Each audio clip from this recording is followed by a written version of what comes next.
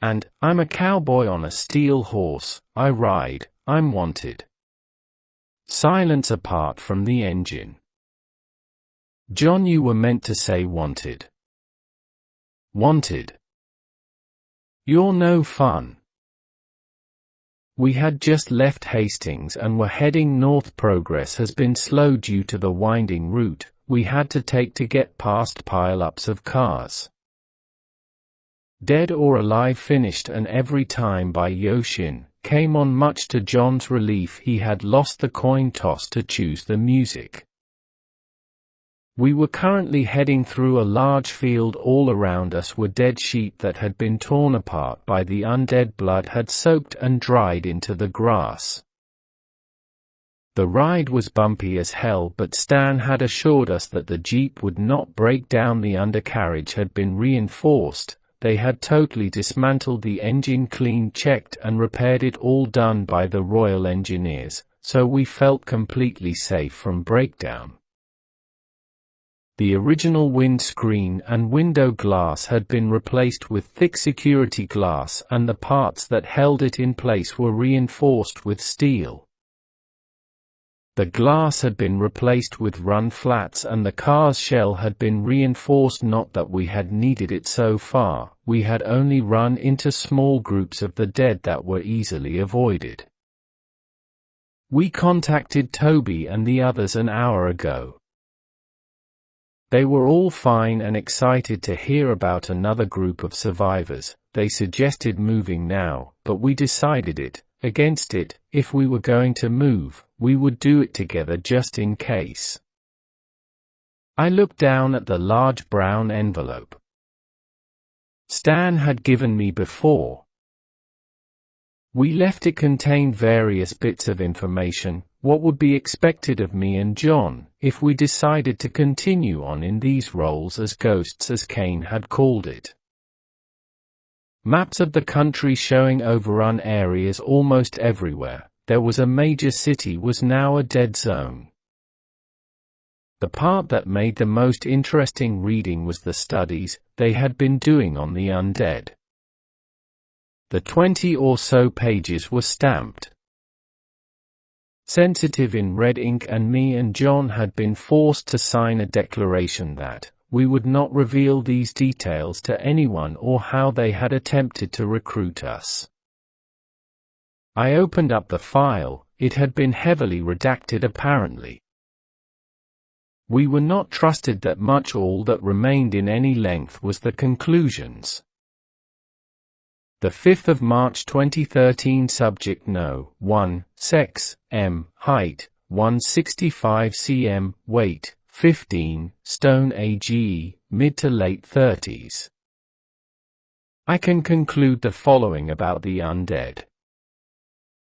All attempts to anesthetize, calm or reason with the undead appear fruitless. All known toxins and poisons to humans tested so far have no effect on the subjects. After submerging the subject in a tank of sterile water for 48 hours, the subject was removed and was still alive. The undead appear to not need oxygen.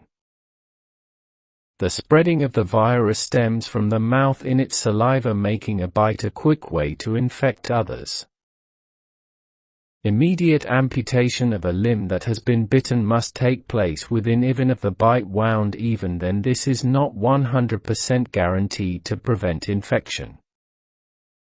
During the 3 months these tests were carried out, the subject was starved and does not seem to be suffering any ill effects of it. Subject 1 status: terminated. Report filed, Dr. redacted. The next section of the report was on another subject. This was also heavily redacted apart from the conclusions. The 20th of March. Subject 2, sex, F, height, 150 cm, weight, 8 stone. AGE, 28. Redacted, infected by subject 1 in a handling error, volunteered for experimentation, concert form attached. After the initial bite, subjects will suffer a high fever, confusion, swelling, and redness of the bite area, but bleeding stops quickly. Numbness in the extremities, confusion, and aggression followed by death. No treatment has proved effective so far. From death to reanimation, the time varies anywhere from 10 minutes to 4 hours. Mitigating factors are thought to include location of bite, weight, height, and temperature. Addition, people are turning without being bitten. It appears we are all infected, and when we die either naturally or unnaturally. We all reanimate, but without a bite. This process can take anywhere from 6 hours to 24 hours. Note: information provided by survivors not yet confirmed. Further investigation required. Subject 2 status: terminated. Report filed, Dr. redacted.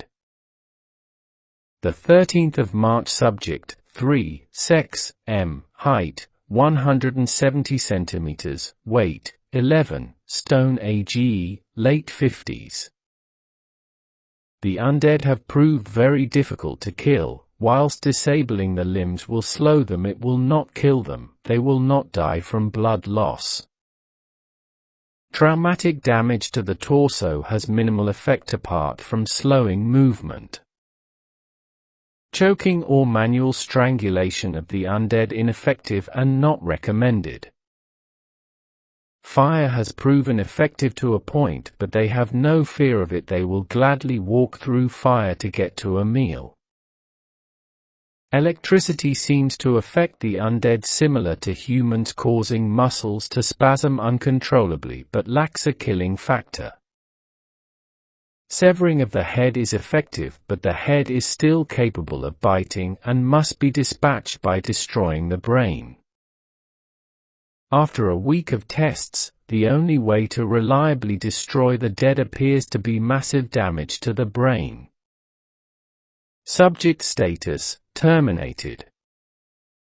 Report filed, Dr. redacted. The final conclusion page was all that was left.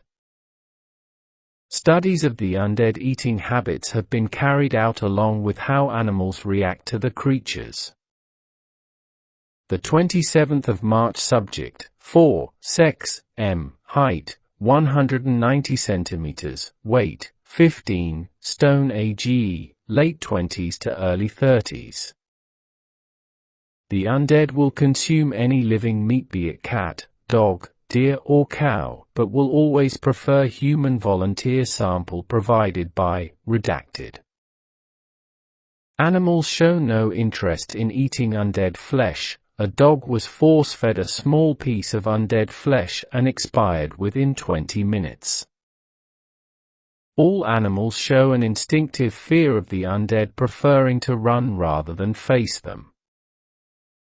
A dog was allowed to be bitten by Subject 4. The dog had similar symptoms to a bitten human and died within the hour. No reanimation.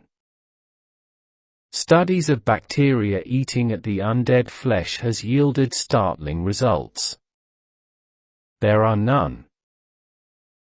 Normally a dead body would be broken down quickly due to the immune system not being active to protect it. It is quite possible that it could take decades before they simply disintegrate. Subject status: terminated by Agent Crow unexpectedly. Report filed, Dr. redacted. I put the files down, I'm in here, you know. John looked over at the file. Crow? What did you choose? Bear. Because you're big and grumpy? You chose Crow because of your skinny legs? We both laughed. 10 p.m. We were a third of the way to the trapped survivors. We had called in our position to Kane. He was not happy with our progress. You need to move quicker. You don't like it, you fucking drive. John shouted back at the radio after listening to my music. All day he was not in the best of moods. "How dare you speak to me like that? What is your goanna do about it? You going to come get us? Just get their cane out." The radio went to static. Bringing goodwill to yet another boss. "I see. How did you never get that customer services job?" John chuckled. "What do you think this a good place to stop?" We had arrived at a small farm that seemed clear of undead. There was a large corrugated steel barn next to a small single-story farmhouse. The doors to the barn were open. John slowly drove in. Cows or sheep had been in here at one point. The place stank of manure and pens were set up. John turned us around, so we faced the entrance. I cautiously got out and shut the barn doors and climbed back in. We had a dinner in the back of the Jeep. We opened the sun-roof to let the smoke out from the small stove. We used to cook the MERS, meatballs in pasta, surprisingly good, and a few energy bars. I went to sleep as John took first watch. We swapped at 3 a.m. 8 a.m. I opened up the barn doors and John drove the Jeep out. I looked over at the farmhouse and wondered if it would be worth looking inside for supplies. I dismissed the idea. We had everything we needed. No sense in risking it. As I was about to get in, "Did you see that?" John asked. "To see what?" I climbed back in and shut the door. The curtain moved. "Oh, really? Go look then. You are seeing things. If people were here, they would have come out to say hi or yell at us or try to kill us. They could be scared. I'm goanna go look." I sighed and we both got out the car and wandered over to the house. John walked to the front window and looked in.